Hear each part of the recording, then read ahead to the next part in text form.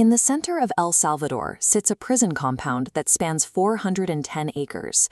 It's a heavily militarized fortress with a capacity to hold 40,000 inmates. While the facility was initially presented as a solution for local gang violence, its role has expanded to serve an international function. In March of 2025, the U.S. government, under the Trump administration, paid Salvadoran President Nayib Bukele $6 million specifically to utilize this massive space.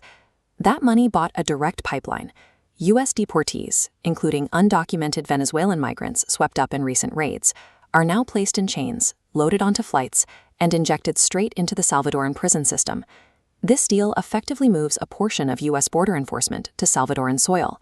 By funding these cells, the U.S. has helped create a destination where human beings can be deposited outside the reach of their own legal system.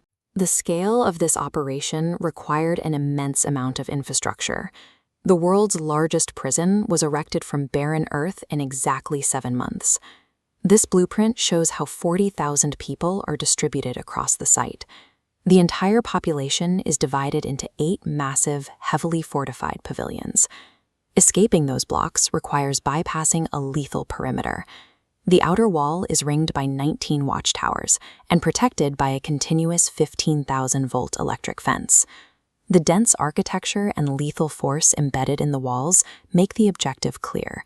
There is no infrastructure here for rehabilitation. The engineering exists strictly to guarantee absolute permanent containment. Inside, the environment is engineered for total sensory disruption. Inmates sleep directly on stacked metal slabs in overcrowded cells, where the high-intensity overhead lights are never turned off. Physical movement is just as restricted. Heavily masked guards supervise the population, and inmates are permitted exactly 30 minutes outside their cells per day. Beyond physical entrapment is an engineered informational void. A complete cell signal dead zone expands in a 1.5-mile radius. That digital blackout is paired with a bureaucratic one. Inside that circle, no visits, no mail, and zero access to legal counsel.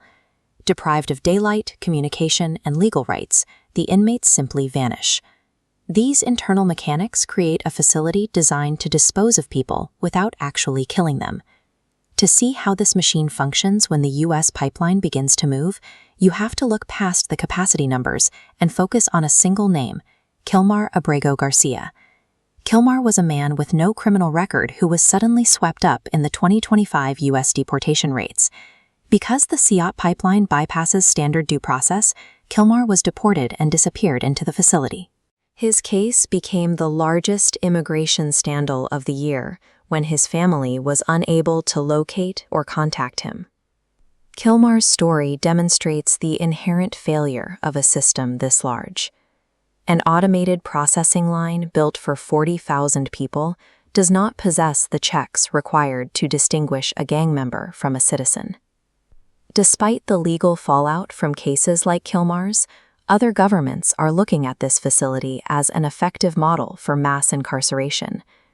As of July 2026, Costa Rica has officially begun breaking ground on its own sprawling CECOT-style megaprison.